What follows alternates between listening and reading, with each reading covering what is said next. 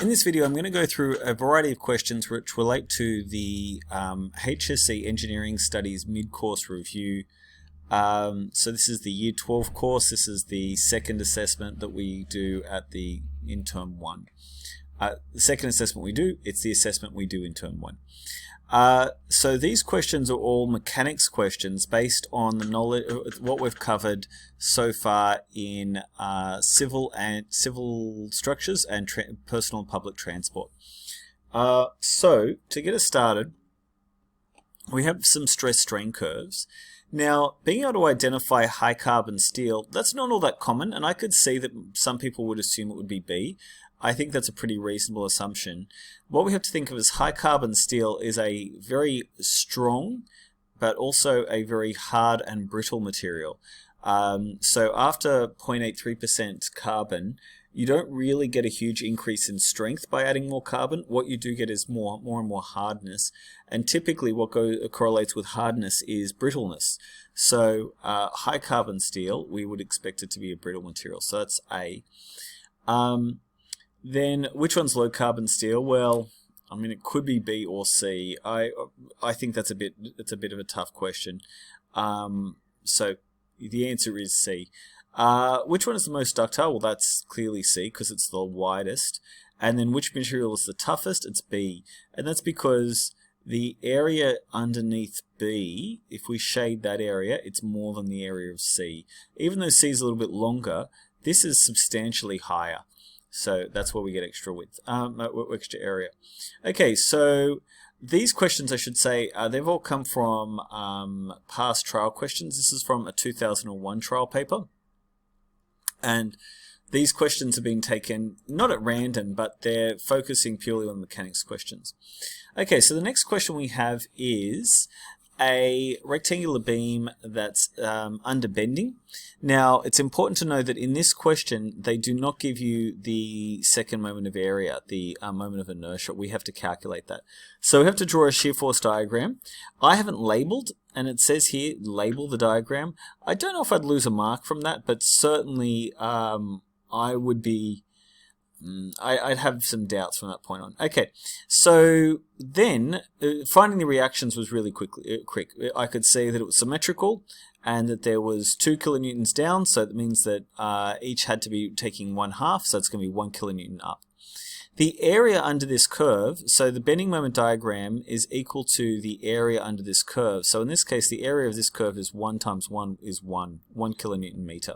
So that's pretty easy. We've looked at questions like this before, so I'm not going to go through too much detail. Now, they have given us, I was going to do this as a calculation, but the fact is that you don't need to know this BD cubed on 12. You just... they will just give you a number. I equals 6.25.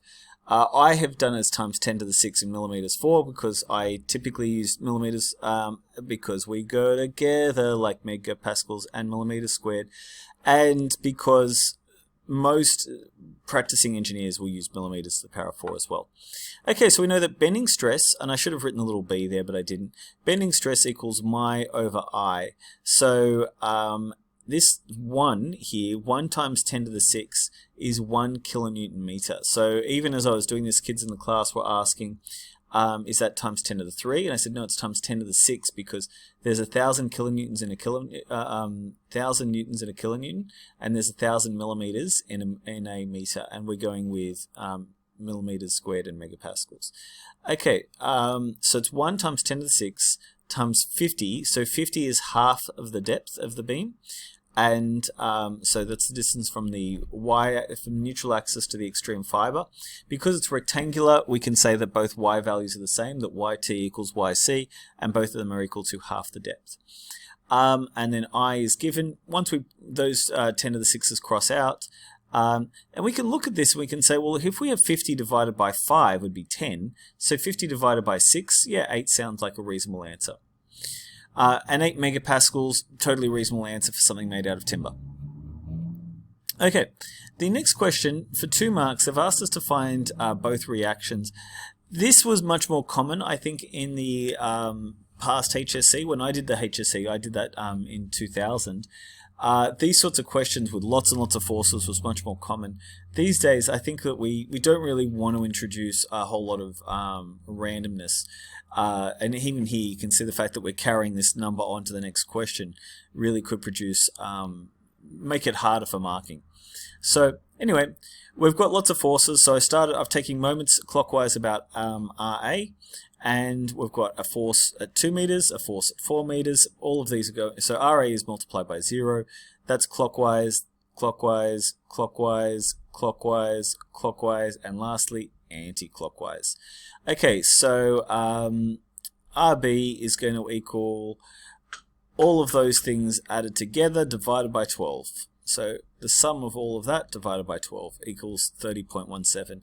I rushed that a little bit, but same thing here. I've just said, well, if I know that, I didn't even write that down. That's probably a little rough, but I've only given 2 marks, so that's probably sufficient working out. But me, I would want to show a little bit more.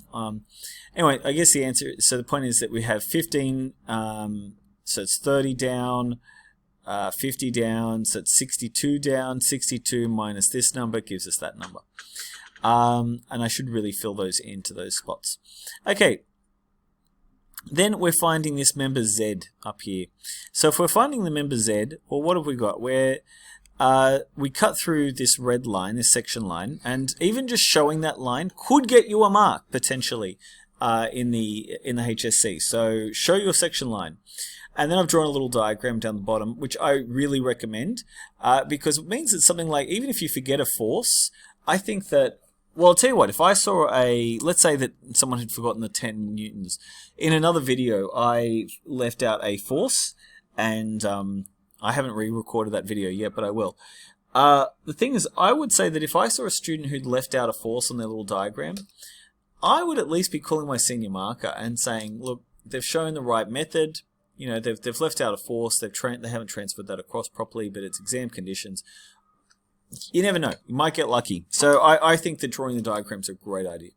Okay, so what do we have? So we have, when we cut through, here we have 1, 2, 3 cut internal members.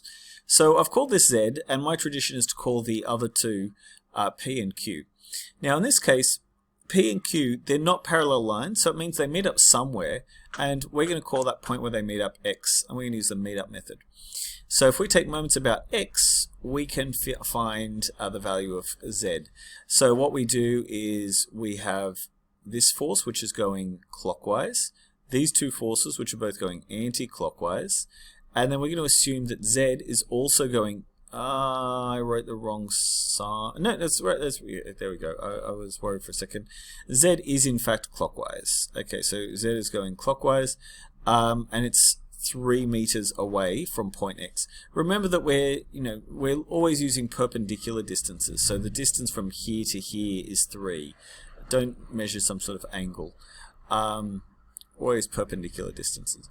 A trick to help you with perpendicular distances is use your set square. Anyway,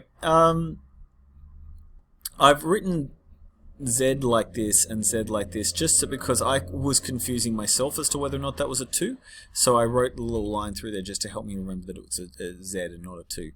Okay, so what I have is this times 6 minus 20 minus 60, and when I bring this over, I get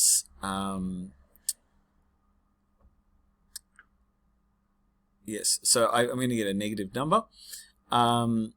So Z equals 110 divided by 3 gives me 37. Because the number's negative, we assume tension.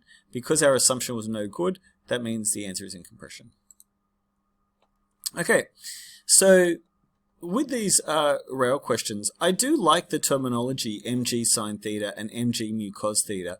I must say, whenever I write that, I always want to write this m as a mu, and you'll see that again, but hopefully that's clear enough.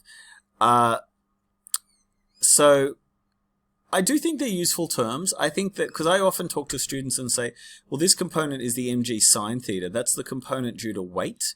The slope, the the effect of weight on the slope, the gravity acting on the object, whereas the mg mu cos theta is the effect of the friction force. This is also called Wx, whereas this is mu Wy, is another way of looking at that. So that's a diagram that if I was re-recording this now, I would draw, and maybe if I'm showing this in class, I might actually draw that up. Okay, so I do like the too many guys formula. It's not always tension. In this case, there isn't actually tension, but I just find that too many guys formula is really easy to remember, and I find that it's easier to show my working out. So what am I doing first? Well, I find cos of 15. Cos of 15 is 0.965, and then I take a quarter of that. When I take a quarter of that, I get 2.41. Then what I do is I add that to sine of 15, and sine of 15 plus this number gives me 0.505. Then I multiply that by mass times gravity. Now, 25 tons, there are ways that you can simplify that, right? There really are, and we used to talk at uni about, tons times 10. And for some people, tons times 10 helps. But for me, I just like to think, okay, 25,000 kilograms, and then I multiply by gravity. To me, that is just the easiest way of approaching it. So 250,000, but there's definitely a potential to get that wrong. You are expected to know how big a ton is, and you're expected to know what gravity on Earth is. So, when we get, effectively we're taking half of 250,000, which is 125,000, which gives us 125 kilonewtons.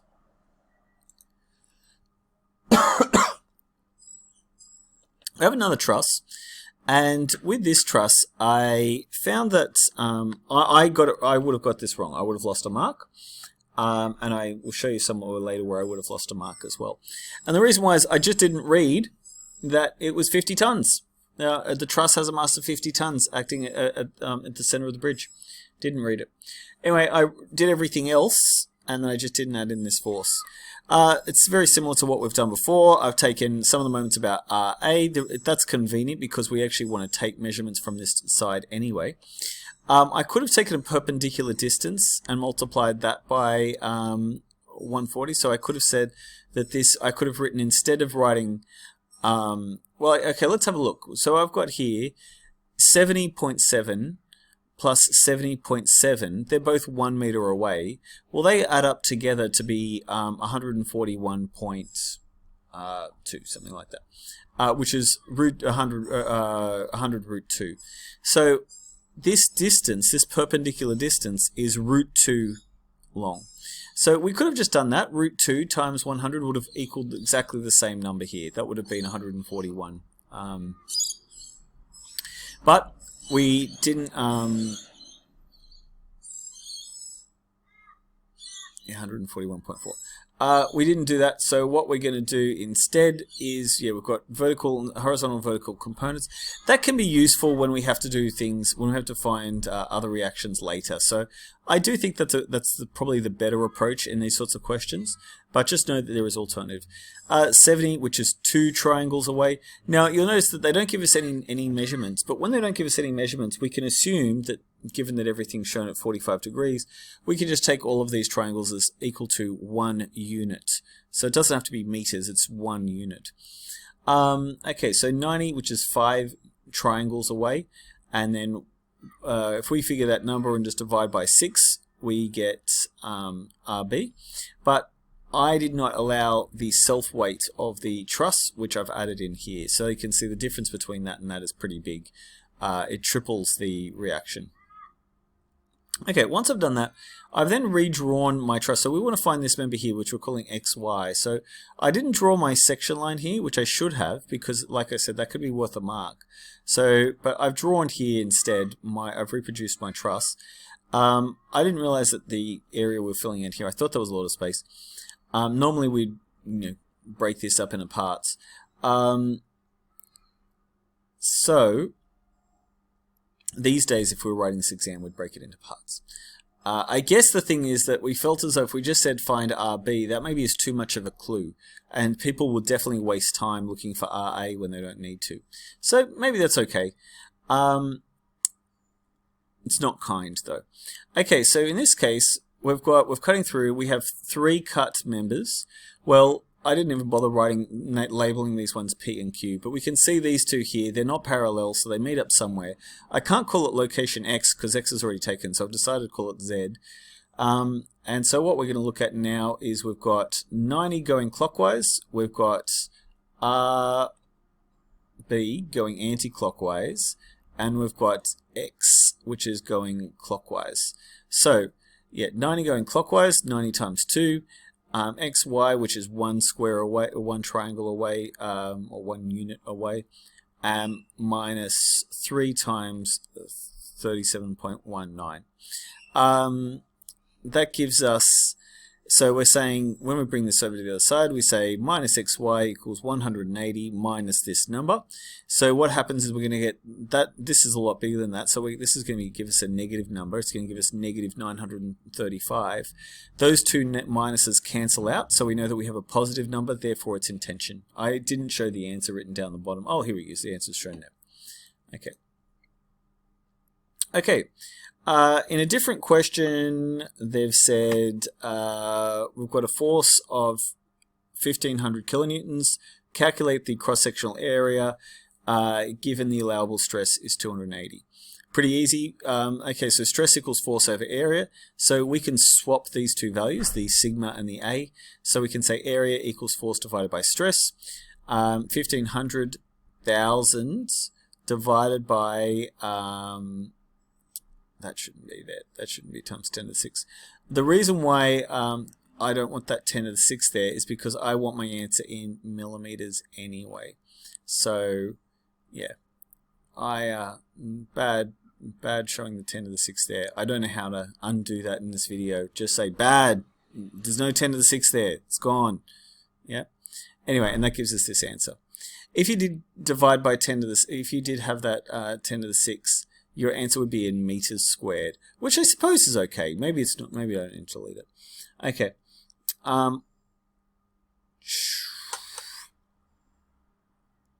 Okay.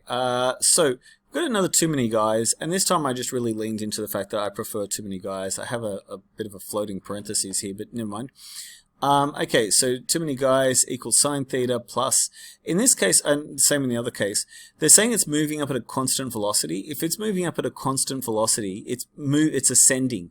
Think about if you were pulling a rope, pulling a boat up a hill with a rope. In that case, you're thinking, friction, you're so annoying, right? Whereas if you're trying to stop a boat from sliding down the hill, in that case, you're thinking, friction, you're so amazing. Just remember, friction wants to avoid, resists the direction of movement. That's why we call the total resistance to motion is the same as friction. That would be the mg mu cos component. Okay, so what we're doing is we're figuring out the force needed to go up the hill, and then they're saying in addition to that, they want to accelerate at 0.2 meters squared. Accelerating at 0.2 meters per second I do not like this question. The fact you have to add on this additional force to accelerate, I don't like it. I don't think you'd be likely to get one in an exam, but you know, I guess it's interesting. If I was writing this, I would remove that line and take off a mark. Yeah. Okay. This question, we can see that I got it wrong, and I just want to point out that I got it wrong. I used the wrong formula for finding the internal area. And I guess the thing to remember is that the difference between 6 millimeters diameter here and 3 millimeters out here is enormous, right? A 6 mil rod compared to a tube that's 3 mil thick is a pretty big difference. So don't make that mistake. You know, I guess I thought try to be clever. So, and I am still going to try to be clever, but at least this time I know what the answer is. Okay, so we're going to call the outside diameter, we're going to call that big D or capital D. We're going to call the internal diameter little d, and we're going to call the wall thickness H. That's not an uncommon thing to use H for the thickness of materials. Okay, So the area equals, now you noticed before, I'm sure if we're at this point in the course, you've seen that I write pi d squared on 4 rather than pi r squared. Look, I remember when I was at school, you probably heard me say this too, I just used to think that was so stupid, but eventually, especially when I was working professionally, I learned that, there really was a reason why my teachers were saying pi d squared on 4 is the way to go. Okay, now that that's out of the way, what I can say is I can identify that I've got my factorization skills. I can take out this pi on 4 and I can put that out here, and I can have d squared, big D minus little d squared. And what I can then do is I can then multiply our area by 4 and divide our area by pi, which gives us this number. Now the outside diameter is given to us as 200 millimeters. So that's shown here. Remember, we're squaring, so it's going to be a big number. So that calculation and that calculation are there. So what we're going to do is we're going to minus this number from both sides. That comes over here. And what we get is 6,000 minus 40,000 gives us about 33,000. And that should still have a d squared there. That really is bad. I don't have a great way of just drawing on the screen. So you're just going to have to accept that there should be a squared there. I'm sorry. I really am. Anyway, so the square, so d equals the square root of 33,000, which is 182 millimeters. I didn't need these two parentheses here, but anyway, they're there. So what we can see here is if we know that d equals 2h plus d, big D equals 2h plus little d, that can be rewritten as h equals big D minus little d divided by 2. So we get an answer of about 18 millimeters, and then when we divide that by 2, we get 9. So the thickness on each side is 9, so pretty thick tube. Okay, so that's these questions. That's about an hour's, if you allowed an hour, that would be representative of how much time you'd have in an exam. Good luck.